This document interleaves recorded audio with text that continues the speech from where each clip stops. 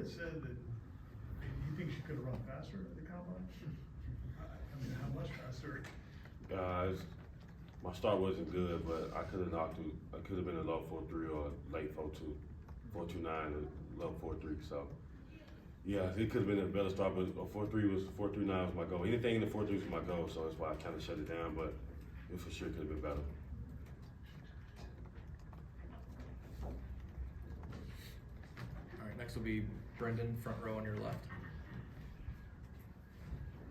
How'd you run in the 4.2s during your training at all? For sure. My best time was a 4.28. That's why I knew it could have been better. And my start was not good at the combine. But you know, hey, 4.3 is my goal, so I just thank God for that, you know. And a follow-up is Jared had somehow thought he was faster than you, I thought, for a little while, and I guess it's shut that down. Has he kept talking since then, or has that kind of ended? Oh no, now we don't even argue about who's the fastest. Now he know not to bring it up because I'm just bringing 40-yard dash up every time. So you know that's my guy though. He fast. He ran the 4.5. I actually thought he was gonna run the late 4.4. That's what I thought he was gonna run, but he thought he was going to late 4.2. So we had high expectations for each other. We'll go third row to Jordan.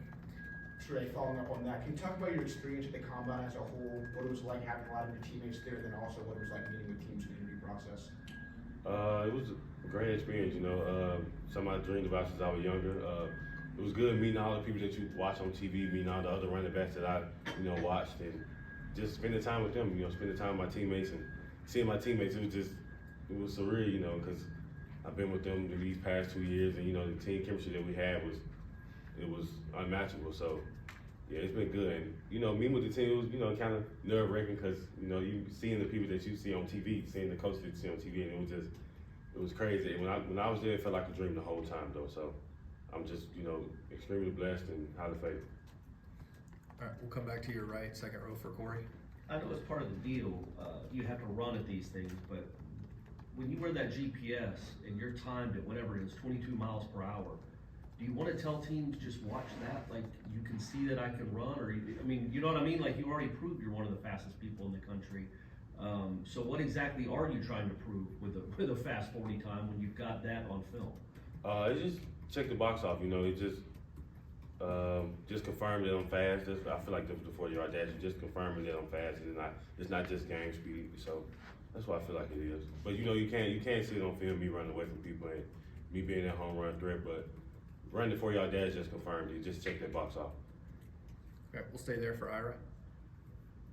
I think people understand why guys maybe don't want to play in a bowl game if they're getting ready for the draft, injuries and training and all that. But how hard was it to hear some of the stuff people were saying about you guys when that Georgia game was going down? Yeah, it was tough, and watching my teammates, and I watched the game for sure. I watched the whole game, even though it was hard to watch, but I watched it, and I just wish I could be out there with the guys, and because that chemistry that we had, and I'm pretty sure it would have been a different outcome with all of us out there. I'm pretty sure it would be. I'm most certain it would be a better outcome for sure. All right, next question will come from Zoom. Logan. What's up, Trey? Real quick, you're back in Tallahassee. How's it been seeing some of your former teammates, and also too, you posted a video on Instagram of Jay Trav running in the training room. What's it like seeing him get back to his recovery? And soon he said he'll be available here in a few months. What's it been like just seeing him during his rehab? I've been like every time I see him, I just smile, because he came a long way. He didn't deserve that, but hey, he's a soldier. He's a diehard, Seminole, and I believe in everything that he gonna be able to do. I actually seen him throw yesterday on the field too, so and he looked good. Like you can't even tell he hurt. He was dropping back and everything. So I'm ready to see what's in store for him. I just know these next couple of years is gonna be amazing for him because he deserves it. We'll go back to Brendan on your left. When you had entered the transfer portal, I guess how many options were there for you outside of Florida State? And kind of following up on that, like what did it mean that Florida State took a gamble on you, given that you hadn't put up a lot of film with the injury here this season? I had a couple options. It wasn't too many options though, but Coach LeVet, he took that chance on me because I didn't have no film.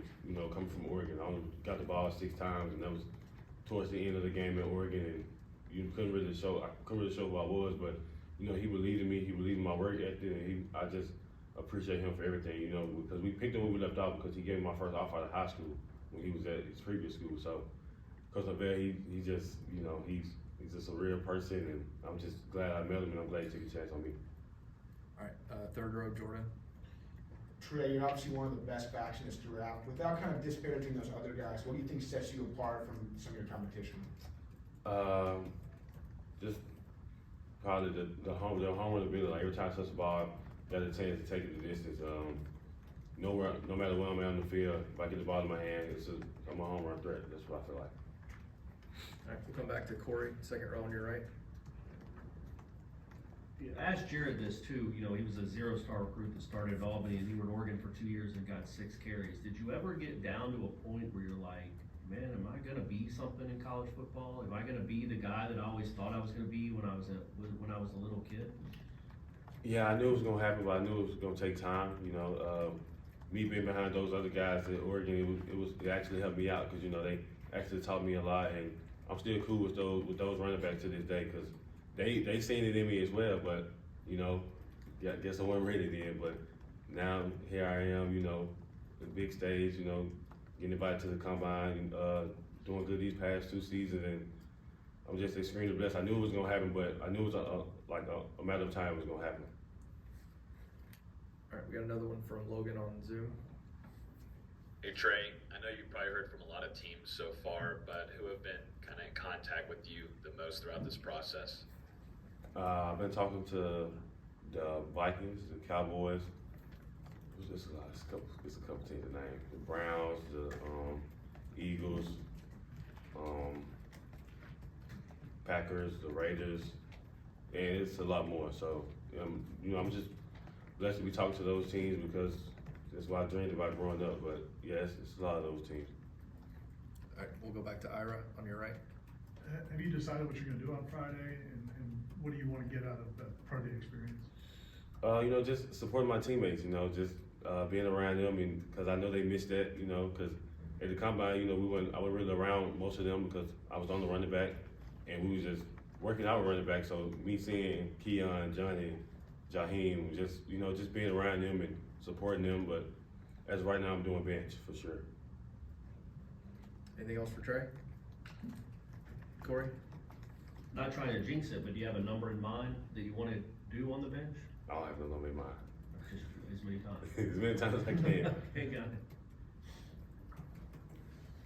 All right, we'll end with one more from Logan on Zoom.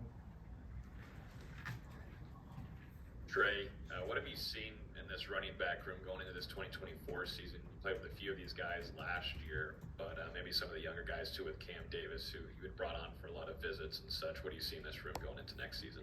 Cam Davis, he don't need to lift no more weights. He good.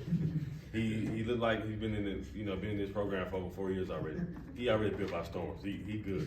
He don't need to touch no more weights. But you know, that's my guy though. You know, seeing them, I was out there yesterday with the guys and Keziah, LT, Sam Singleton. It's just, I just miss being out there with the guys, and you know, they just gonna pick up where I left off. And yeah, I know LT, he's the leader of that room, and him and Rodell and Keziah. I'm just ready to see what those guys can do. All right, thank you, Trey. Appreciate you, Trey. Good luck. Thank you.